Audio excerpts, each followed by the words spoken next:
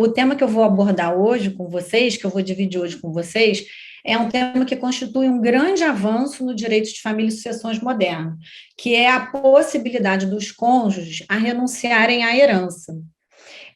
Isso foi introduzido aqui em Portugal, no Código Civil Português, através da Lei 48 de 2018, de 14 de agosto, que veio alterar o Código Civil, concedendo a possibilidade, até então vedada por lei, de renúncia recíproca à condição de herdeiro legitimário por convenção antinupcial, mediante certos requisitos que falaremos a seguir. Eu preparei aqui um slidezinho. Isso. Pronto. Então, vamos lá. A renúncia do cônjuge à condição de herdeiro, que foi introduzida no Código Civil Português através da Lei 48 de 2018, 14 de agosto. Antes de nós entrarmos nesse tema, eu achei interessante fazer um pequeno histórico com relação à questão do Estatuto Sucessório do Cônjuge, desde o Código de Seabra até agora a última reforma, grande reforma que teve no direito de família e sucessão, aqui no Código Civil Português, né? O Código Civil atual é o de 66, mas estamos falando aí dessa grande reforma em 1977, que o cônjuge passa a integrar o rol dos herdeiros legitimários, né? Então, ele passa a integrar o rol dos herdeiros legitimários numa condição privilegiada e também passa a concorrer na primeira classe e na segunda classe sucessível, junto com os descendentes e os ascendentes, tá? Então, depois dessa mudança do Código Civil português, que elevou o cônjuge a essa situação, não existia mais a possibilidade de se fazer um casamento aqui em Portugal sem que o cônjuge fosse herdeiro, independentemente do regime de bens. Qualquer regime de bens que fosse adotado para o casamento, o cônjuge sempre seria herdeiro. Naquela ocasião, embora o divórcio já existisse aqui em Portugal, ainda não era muito comum, né? Então não se pensava tanto nessa questão do divórcio, nessa questão dos bens serem partilhados e dos bens saírem muitas vezes da raiz da família ou até daquela família consanguínea, né? Não ter aquela continuidade de bens dentro da mesma família, né? E nesse meio tempo, o conceito de família foi ampliado. Aliás, né, o que foi muito bem falado aqui pela doutora Maíra Andrade, doutora Isabela, que abordaram muito bem essas questões familiares, e com essa, como é que eu vou dizer, mudança no conceito de família, vieram também as questões das famílias recompostas.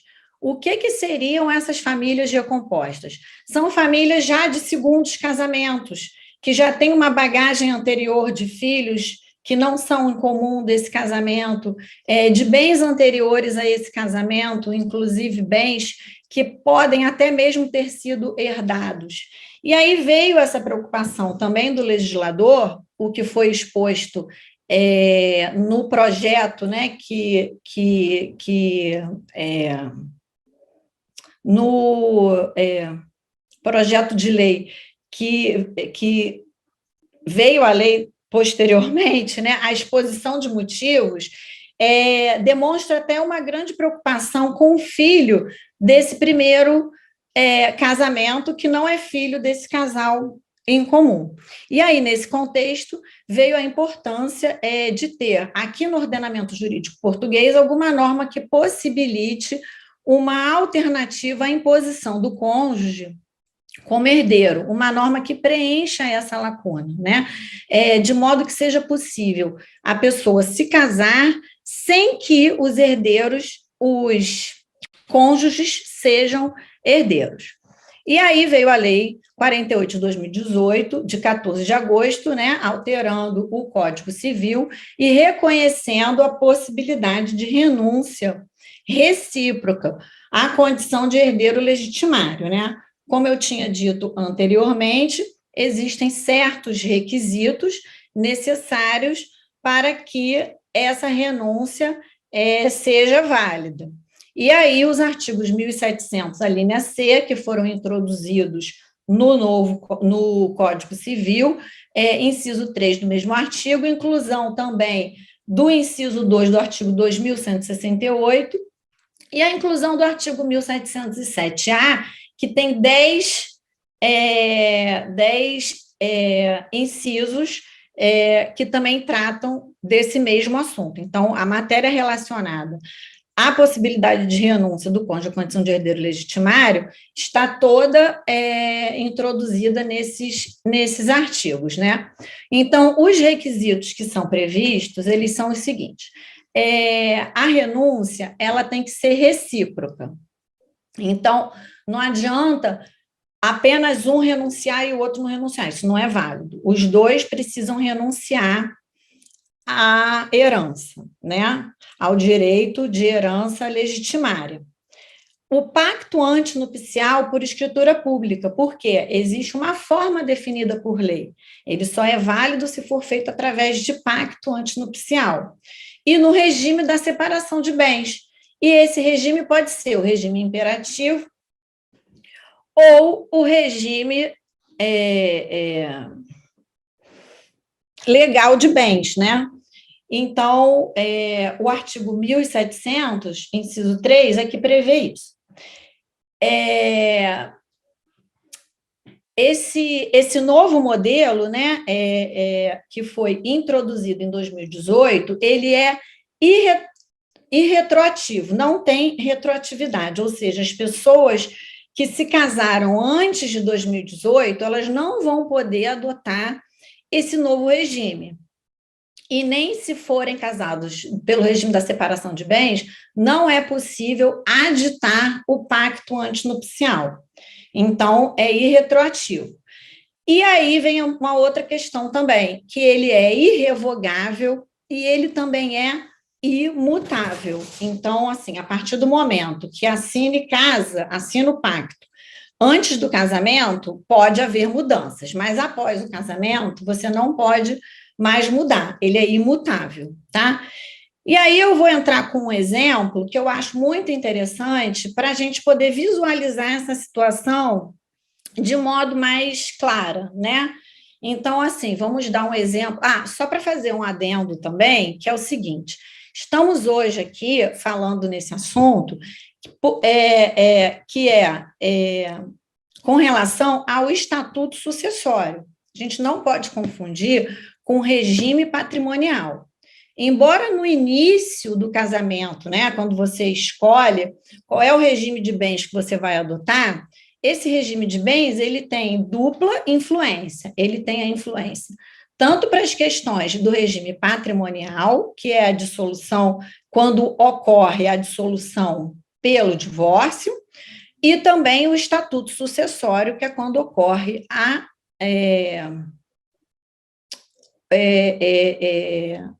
extinção do casamento pela morte de um dos cônjuges. Então, o assunto hoje que está sendo tratado é a questão do estatuto sucessório, tá bom?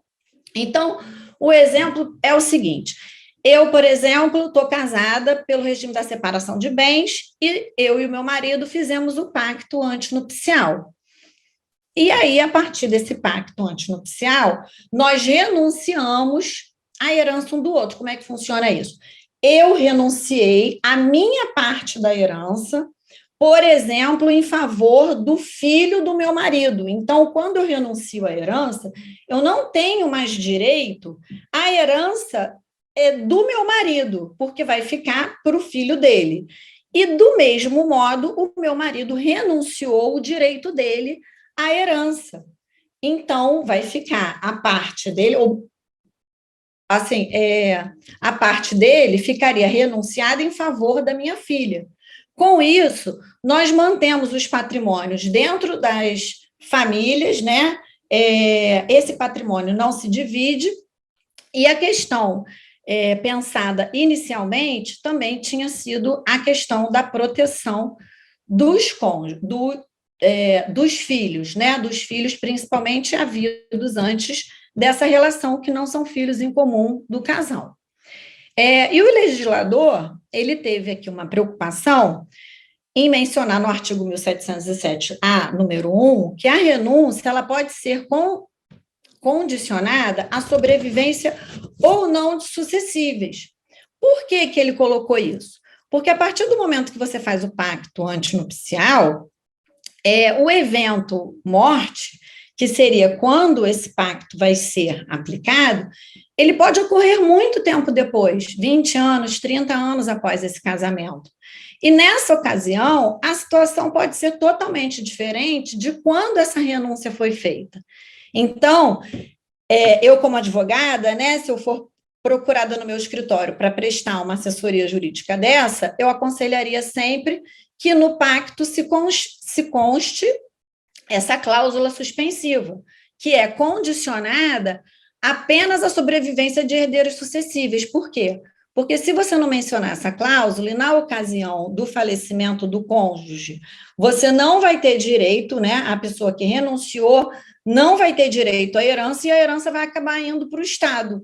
Então, isso é bem interessante também. Eu acho que é um detalhe que não pode ser esquecido. E essa cláusula suspensiva, ela não necessariamente tem que ser recíproca, né? Cada cônjuge decide se vai colocar ou não essa cláusula. E a lei, ela teve o cuidado de prever situações protetivas também para o cônjuge, porque o fato do cônjuge ter renunciado à herança legitimária não significa que ele renunciou também os outros direitos que ele tem. Artigo 2168, o legislador deixou claro que podem ser feitas doações entre os cônjuges na constância do casamento, o que também é uma exceção, porque em nem todos os regimes é permitida essa doação entre cônjuges, desde que não ultrapasse o limite da legítima que o cônjuge fez a renúncia, né? E aí, nesse caso, o legislador fez questão de colocar isso claro, porque em alguns regimes não é permitida essa doação entre os cônjuges. E aí ele diz isso: não são inoficiosas as liberalidades a favor do cônjuge sobrevivo que tenha renunciado à herança nos termos da linha C do artigo 1700, até a parte da herança correspondente à legítima do cônjuge, caso a renúncia não existisse. E ainda, dentro dos cuidados que o legislador teve com esse cônjuge renunciante, vem também a questão do direito a alimentos e prestações sociais, que são os subsídios da segurança social, e o auxílio, por exemplo, o auxílio funeral. Então, o cônjuge sobrevivente, mesmo com o falecimento e mesmo com a renúncia à herança legitimária, ele continua a manter o direito a alimentos, logicamente, se houver necessidade, aí tudo dentro da regra dos direitos de família. Ele mantém o direito real de habitação sobre a casa de morada de família, se essa casa de morada de família ela for do de cujus, né? E esse direito é por 5 anos, e o usufruto do recheio. Esse direito, ele pode vir a ser prorrogado caso haja necessidade comprovada do cônjuge sobrevivente. Se o cônjuge, agora tem um detalhe aqui, se o cônjuge sobrevivo tiver 65 anos de idade, na data da abertura da sucessão, ele vai ter esse direito vitalício ao direito real de habitação. Então, esse é um detalhe importante também, né? E aí, fora isso, ele tem o direito a se manter no imóvel como arrendatário após esses 5 anos ou o prazo prorrogado do direito real de habitação, e também na hipótese de venda do imóvel, ele tem o direito de preferência na compra. Então, é isso, né? Hoje nós temos pouco tempo, eu tentei fazer aqui uma explanação não muito longa, e eu concluo dizendo que, embora hajam ainda muitas críticas e muitas coisas a serem melhoradas, esse novo regime representou um primeiro passo de muitas mudanças que ainda estão por vir, pois que a lei deve acompanhar a evolução da sociedade para se adequar às novas práticas e costumes do mundo moderno. Na minha opinião, o que foi mais importante nesse novo regime é porque possibilitou escolhas, porque a partir do momento que o cônjuge passou a ocupar a posição privilegiada, como eu disse anteriormente, né, como concorrente na sucessão, tanto do descendente quanto do ascendente, o sistema jurídico deixou sem possibilidades a pessoa que queria se casar, mas não queria que o cônjuge fizesse parte da herança. Então, eu acho que o mais importante aí foi uma alternativa que se criou nesse propósito, né, garantido aí até a liberdade com relação à escolha de como adotar o regime de casamento e como fazer essa questão assim, sabe, fazer essa questão funcionar de modo que o patrimônio se mantenha dentro da mesma família, né, não se misture com o patrimônio do outro cônjuge. E eu acho que hoje em dia, acho não, tenho certeza que hoje em dia o Brasil está vivendo uma situação semelhante à que o Portugal estava antes de 2018, porque agora, com a igualdade de direitos, né, no Brasil, entre o cônjuge e o companheiro, ficou aí também sem saída, né? A pessoa que quer casar ou que quer fazer a união estável, ela não existe outra hipótese a ser escolhida, senão o cônjuge e o companheiro fazerem parte da herança do cônjuge falecido. Então, não existe hoje em dia no Brasil nenhuma liberdade de escolha com relação a essa questão. Então, eu acho que eu deixo aqui também até essa pergunta e essa indagação de será que seria interessante para o Brasil adotar esse regime jurídico português como uma solução para essa questão que o Brasil enfrenta hoje? E aí eu termino aqui com esse slide, sem querer entrar na polêmica do caso do Johnny Depp, até porque eu confesso que eu não acompanhei a fundo, mas que, da lição tirada, eu acho que a escolha do advogado errado é muito ruim. Então, eu acho assim, quer casar, quer fazer união estável, quer juntar, procure um advogado, faça um planejamento familiar e sucessório, que é fundamental para o sucesso da relação e para evitar surpresas no futuro.